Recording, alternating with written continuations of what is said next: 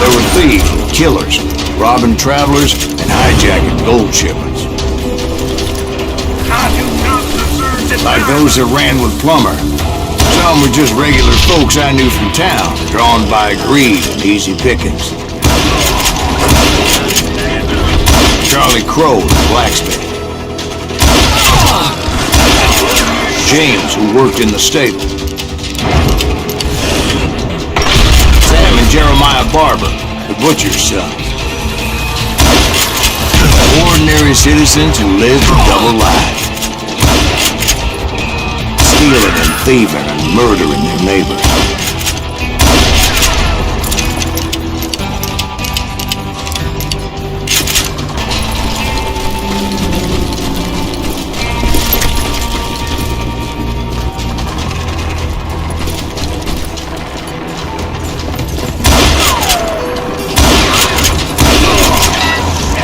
Of course, the rest were veterans of the Civil War. Stone-cold killers trained on the bloody fields of Shiloh and Antietam. Plummer had a lot of men on his payroll. A hell of a. That son of a bitch pretended to protect the public with one hand while stealing them blind with the other.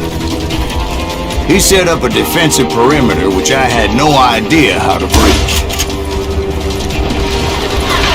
You know who we are.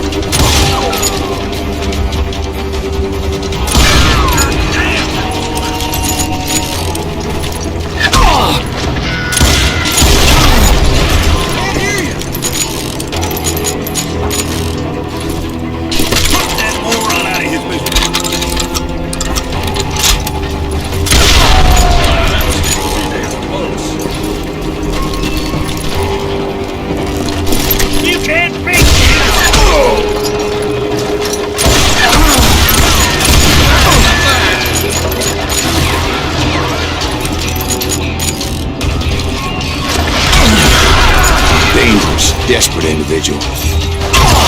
I was outnumbered and in way over my head, but I was too damn stubborn and stupid to realize. They must have thought I was tough, or had some kind of death wish, seeing as there were barrels of gunpowder everywhere. Watch out for the gun! One stray bullet, one stray spark, and I'd be blown to hell and gone. Did I have any second thoughts about what I was doing? No. I thought I was some kind of hero.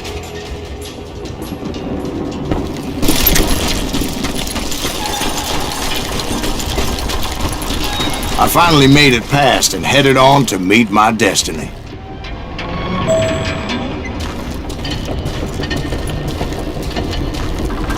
But first, I had something I needed to figure out.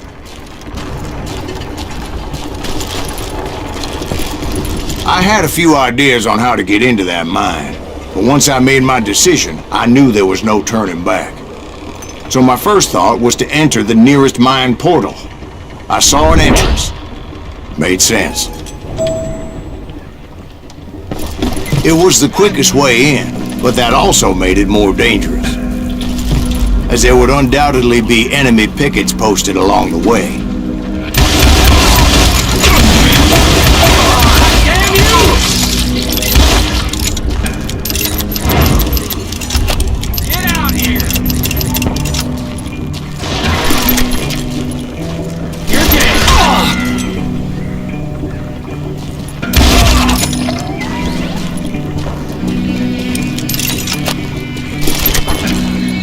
Besides, once you enter a mine like that, it's easy to get all turned around. And that confusing maze of corridors wouldn't even be the worst of it.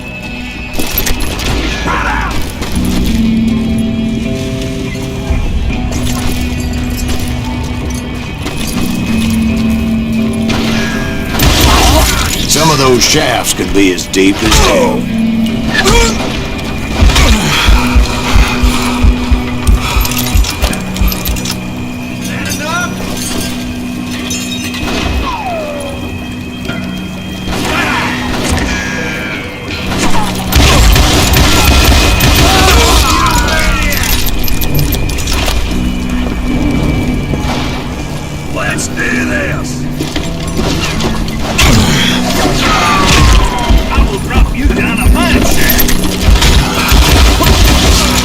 single stumble or misstep can easily end in a deadly plunge to oblivion.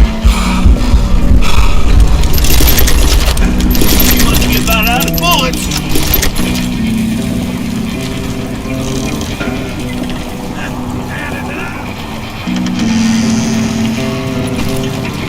I do not deserve to die like this.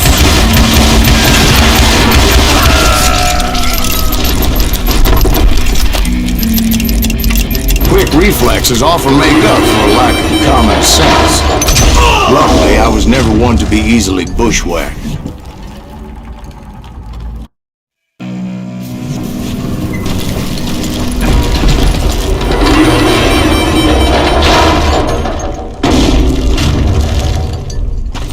I would just need to be careful not to blow myself to kingdom come.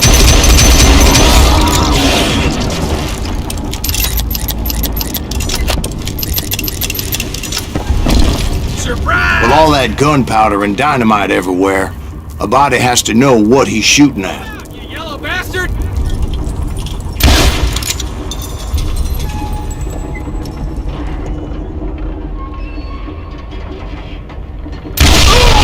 All it takes is one tiny spark, and boom. There he is! Time to blow!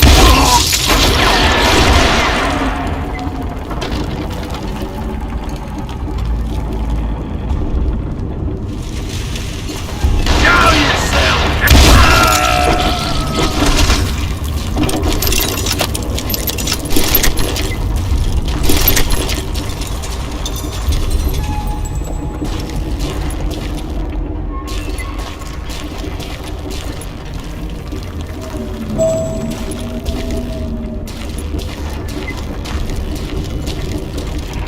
One wrong bullet could have turned that mine into a dad-blasted tube.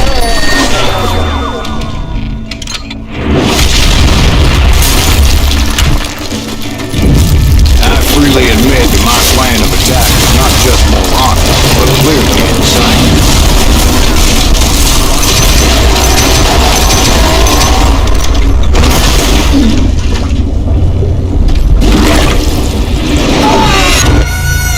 It's a good thing that I abandoned that ridiculous plan before I even tried it.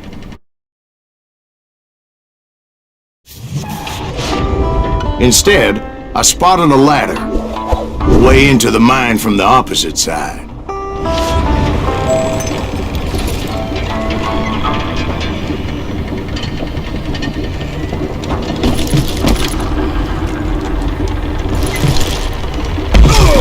It was a long way around, but that approach seemed more sensible at the time.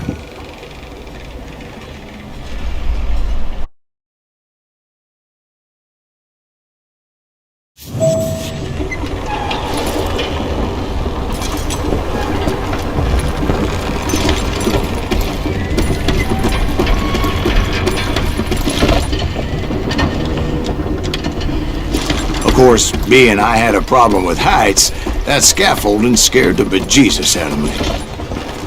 Climbing down that ladder required some caution, because even though I had a younger man's reflexes, no man can dodge a damn bullet while climbing down a rickety ladder.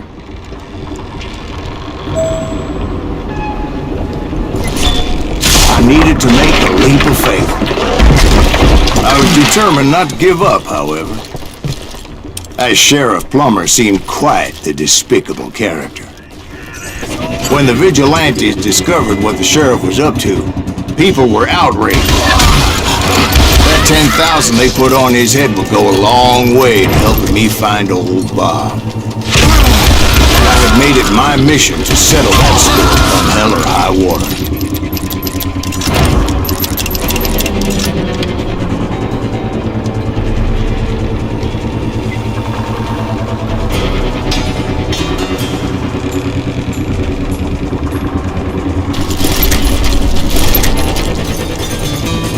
But first, I would have to make a choice.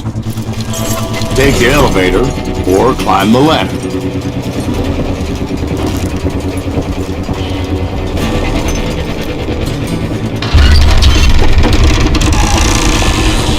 I picked the more convenient and more dangerous route.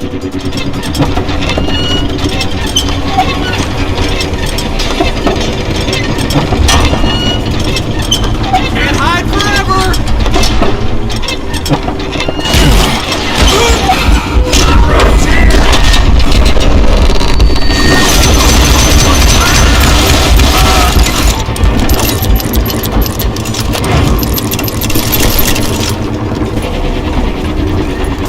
Plummer was a mad dog killer, and the people of Nevada City deserved better. Nevada City? Well, I thought Plummer met his maker in Bannock, Montana.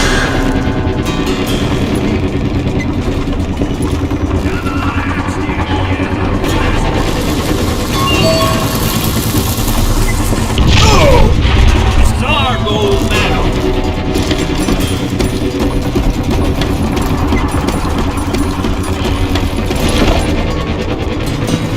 Put that moron out of his misery!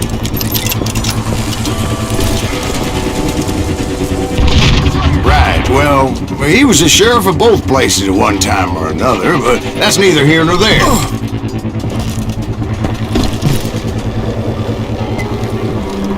I'm putting you down!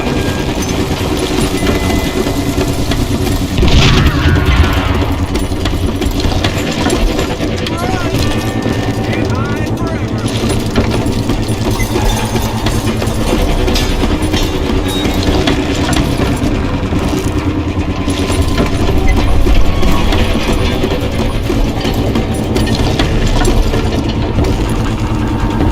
You're done! The point was, taking him down would save a lot of lives, including my own.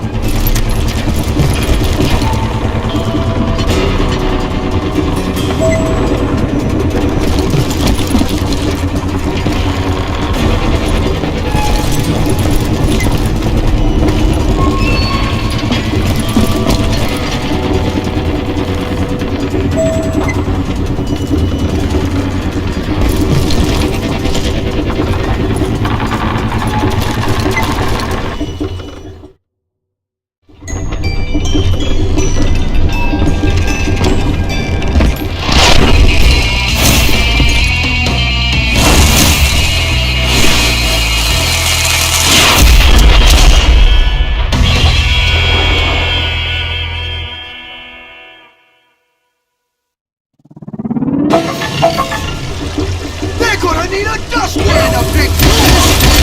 It's getting worse and worse for you! Henry Plummer was clearly unhinged, and I could see right away that this was going to take some doing.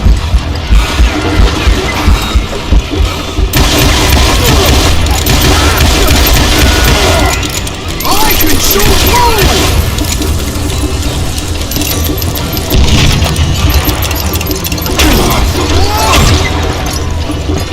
You can shoot, but can you aim?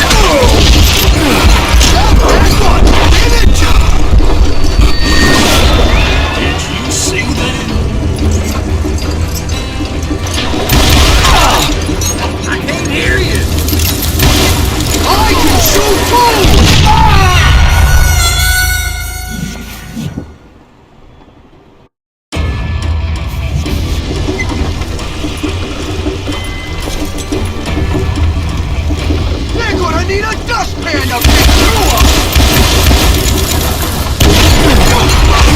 Tapping my ass! Gonna blow you into next week, boy! Why don't you just join this up? You kill me,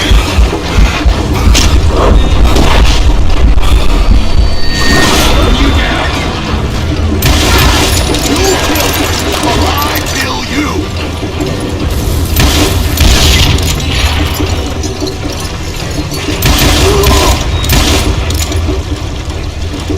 You can shoot, but can you aim?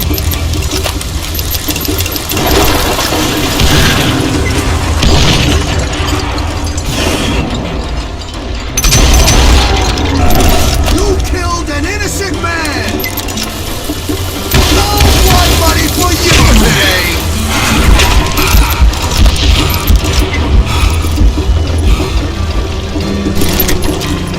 You ain't taking me! You want some more? They're gonna bury you in a million pieces! Nice shot! Bet you can't do it again! Whoa! I'm going all medieval on your ass!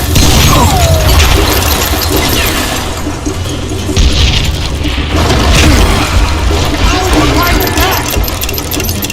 I can shoot too! Keep pissing me off! See what it gets you! You can shoot, but can you aim? Show off!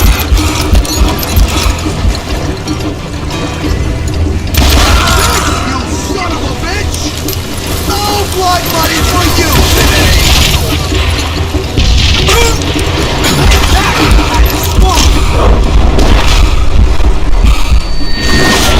What the heck just happened?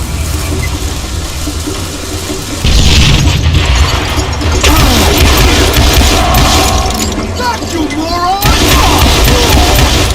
You ain't taking me! You fucking tapping my ass!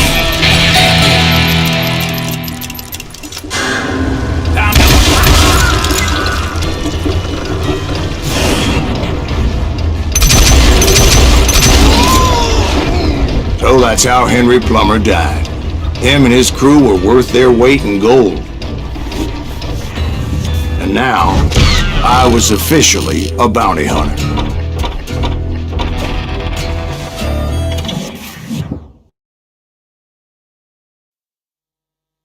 So, did you finally go after that Bob feller?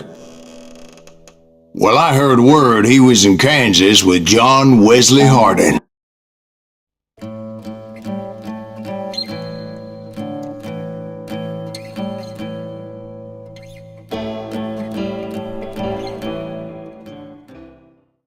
I dodged death many a time, and that night in Abilene was no different.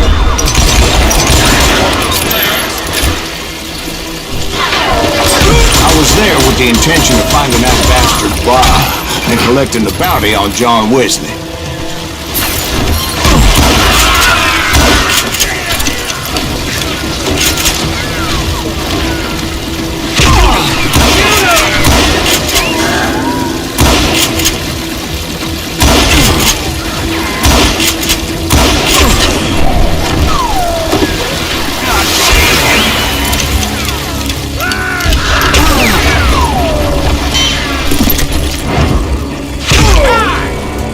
I thought the Texas Rangers got Hardin. Yeah, that's what they want you to believe.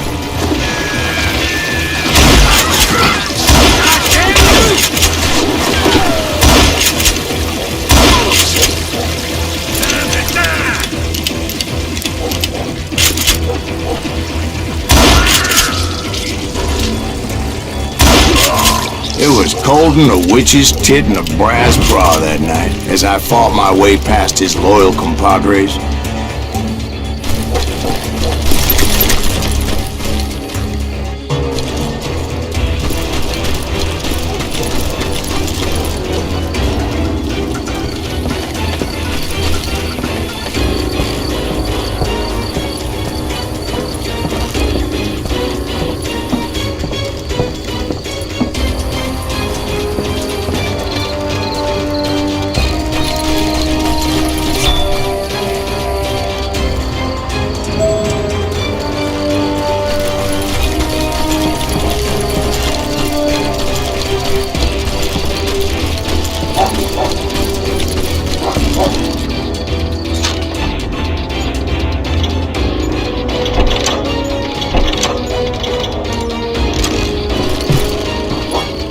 very same saloon we're sitting in today. Look around and imagine this place painted in blood. Hardin was waiting for me, and...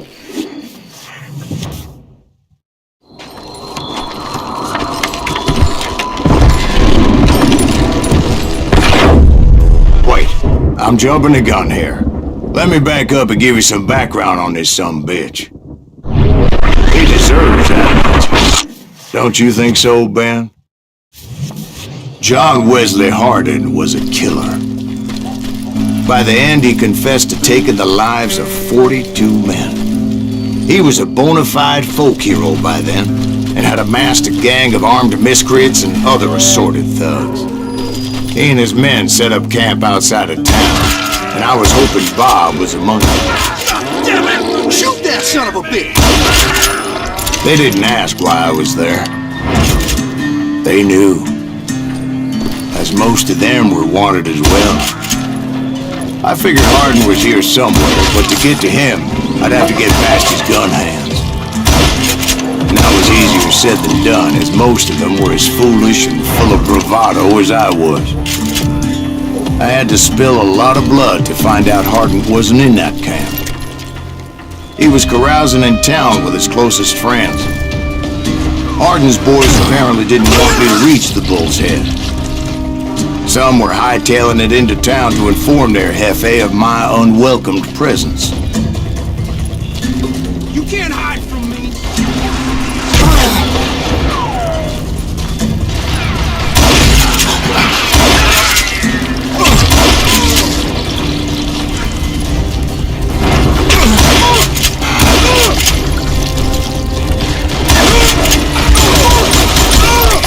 Tell Hardin someone's coming for him. Stop that sumbitch! Let the boys know we got another law dog.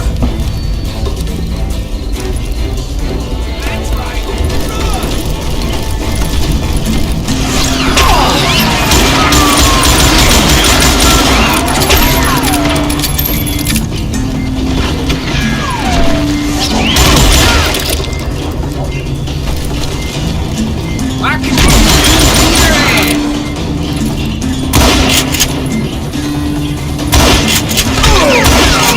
I wondered if Bob was among them.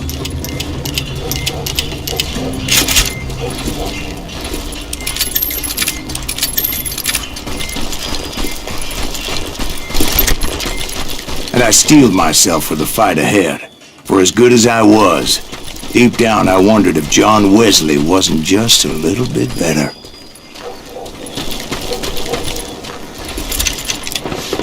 Before I could test my mettle against Hardin, however, I would first need to dispatch his cadre of hired killers.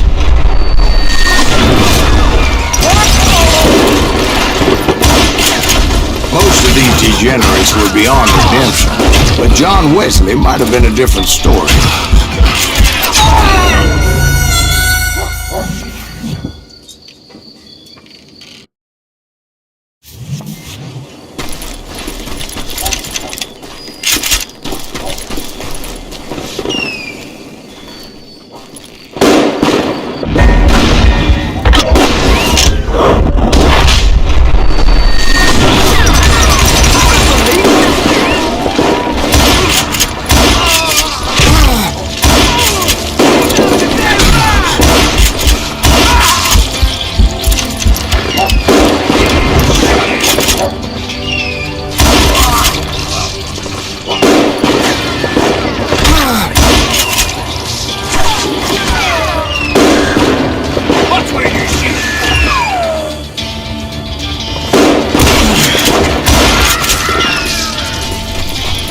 I didn't learn until later that that night was in fact his birthday celebration.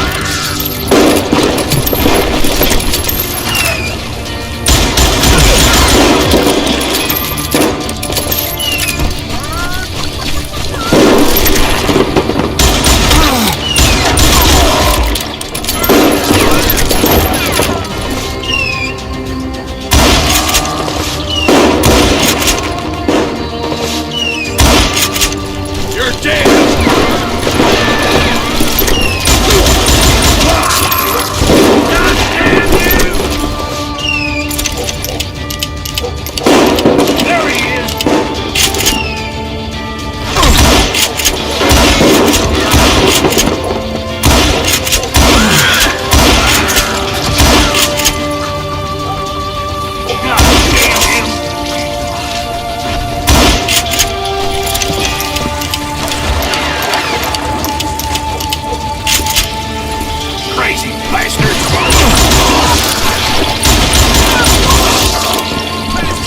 I think I already mentioned that I found Hardin in this very saloon.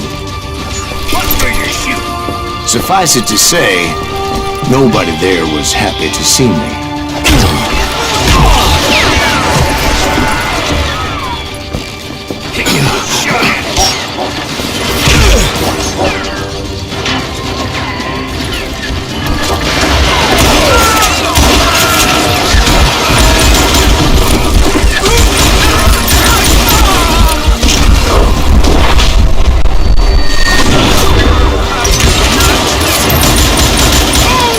In fact, I felt a certain hostility.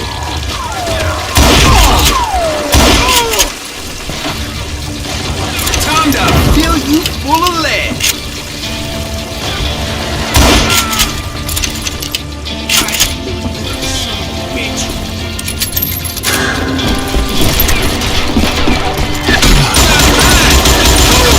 I was disappointed that neither Bob nor John Wesley were among the dead. But that was short-lived, as a moment later I was facing down the fastest gun in the West.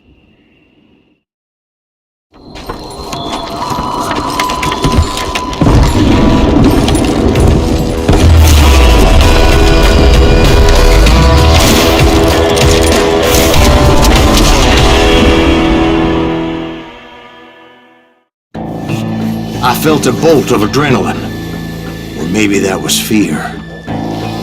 He was well known for his tricks, and I knew I'd need my own if I was ever to defeat him.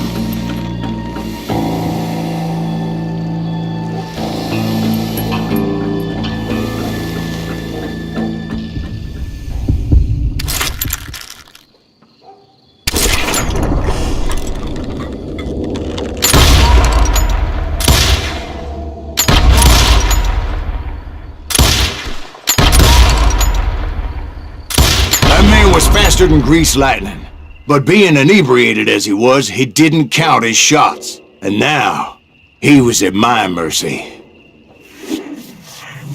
So he didn't die? No, I sent him to prison. Years later, after he was free, some restless avenger took his life. Shot him in the back in a saloon just like this one. Thank you, darling. Yeah, some say revenge is a dish best served cold. So whatever happened to